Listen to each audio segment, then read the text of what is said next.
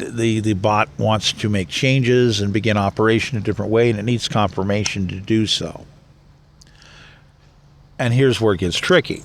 So what people are doing is they understand these tendencies. You create a null zone. You use partial jamming technologies. I don't want to get into too hard on how you fragment signals and make all that work properly. I'm not trying to educate people on how to build attack systems at this moment, but you need a bare bones understanding at some level, or you can't make the decision that you're going to have to make, because I'm putting the solutions on the table and they have to be done. There is no choice. They have to be done. When I say we're going to have to spend $80 billion a year for 4 years in a row minimum, I mean it. There's too many demands of why that's going to happen. No joke about that. It's very complex, and it has to happen. We have to do this. A lot of tactical reasons for this. So jumping back, somebody's going to look at these tendencies. They create a null zone. There's different key names, nicknames for it. Basically, they're going to make things not work at their maximum efficiency. Some areas are going to be literally jammed out. From anywhere from people's cell phones to the cell phone towers to communication exchange companies, any given combination or all together are going to be jammed out. Basically, someone's going to stop people from buying certain stocks, watch as certain stocks start to take off. There's a trend to them. They would know that certain trending would indicate these other people would be buying in, making that wave shoot upward quickly. They step in and say, we can see the trend on these waves. We already have analytics on these companies, corporations, crypto, whatever. You buy in. So they buy in, and in many cases you leverage on margin. You buy on margin on the stock exchange, which you used to have people where you could get financing and buy in for as little as 5%. Of course, that generally wasn't advised. You had some people saying they wouldn't do more than, you always want to be at least 30% leveraged on stock. But there were people who were crazy. They would do 10% or less. So you have people that know what they're doing. They buy in on, say, 10% margin, which means they're getting a hold of 10 times the amount of stock. Now they undo they turn the switch off, the null zone comes off, people start seeing their computers start working again, the cell phones start working again, they start seeing this trend. They get their little reports and, oh, well, shit, I better get back on that. Oh, I'm going to go ahead and authorize that bot to do the next. So now all of a sudden there's a rush that comes in buying in this buying frenzy. And it's very, very, very complex, very intricate. And the people, again, that are operating some of this attackware are using this. So they're going to watch everything spring up, and it's going to go up. Depends what their mark zone is. Could be only 3%, but in some cases 5 or 6%. And then they're going to go. They're going to sell. They're going to put a sell order in. Their order goes in on the sell, and then they're going to hit the jammer again. They're going to jam other people from having access, because they're going to be the new trend is going to come out, which is now people are going to want to dump. You know, they invested in, and now they're going to want to dump. So they're going to want to pull profit. So the jamming stops people from selling their stuff off to pull their profit, as these other people are guaranteed, basically, to be able to harvest what they're doing. So they go, their sale order comes through, it comes back in, they've harvested their money, they go to the next sequence of analytics, monitoring, of intricate understanding moving forward. They turn the switch off, and all of a sudden you have another opportunity. Now you can do this both ways, by the way. Some people talk about you can buy on the reverse. You can bet against the stock going up. There's a little gambling. There's some stuff that essentially allows you to do stuff like that. So the switch comes off, and now all of a sudden people are like, yeah, I want my profit. They start pulling profit. Now the certain stocks start slowing and or going back the other way and start going down, because profit taking begins occurring. So in doing this, you just repeat the property of the process again and again and again. So we have mega companies. We have very, very large companies that figure out how to decentralize operations and basically divide the number of entities, massively divide the number of accounts, so that it's hard to readily see one player or one clear player readily going up and down. But these collection of intricacies that is intricate of all of these different players together is doing this.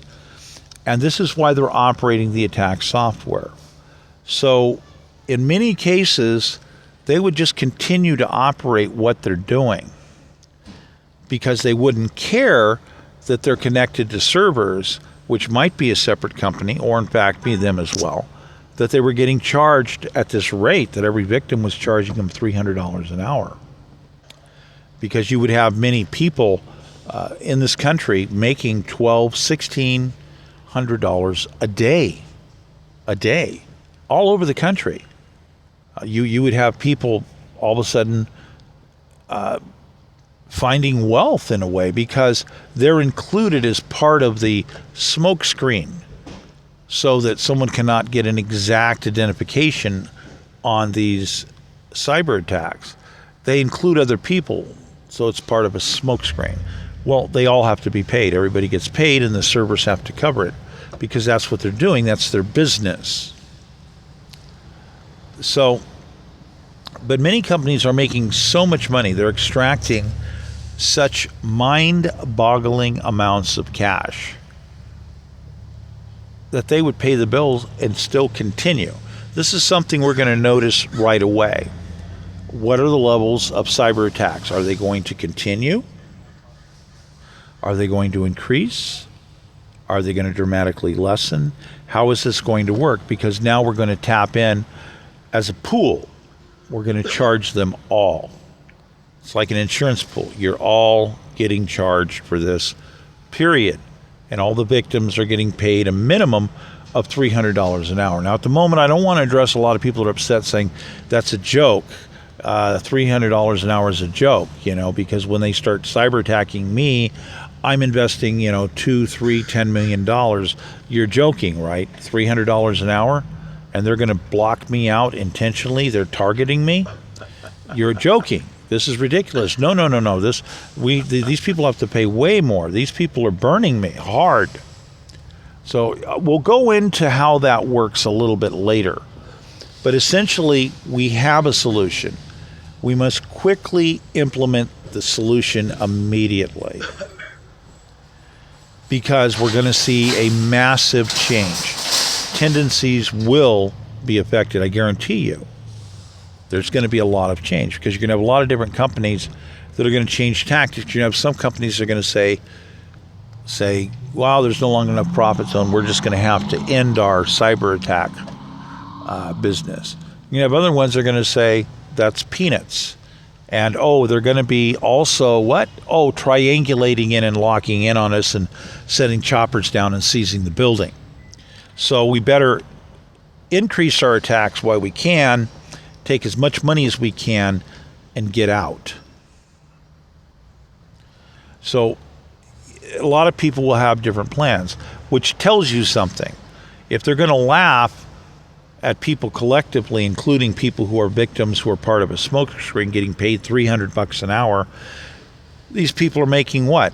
Way more money than that. So we're literally talking about instantly putting a series of charges on cyber attack computer companies, literally immediately into the tens, even the hundreds of billions of dollars. And the quarterly payout may not be enough. We might have to do it monthly. We might have to do it weekly to keep the various costs. So here's the next charge. Boom, here's the next charge. Your liability share comes to this. Pay immediately. So it's all a financial gain item. If they cannot financially gain, they're no longer going to be able to participate. Which means if they no longer participate, what happens? Then cyber attacks go down. That means less people would be able to collectively add up the points and get that $300 per hour. This would be a dramatic change to businesses literally worldwide.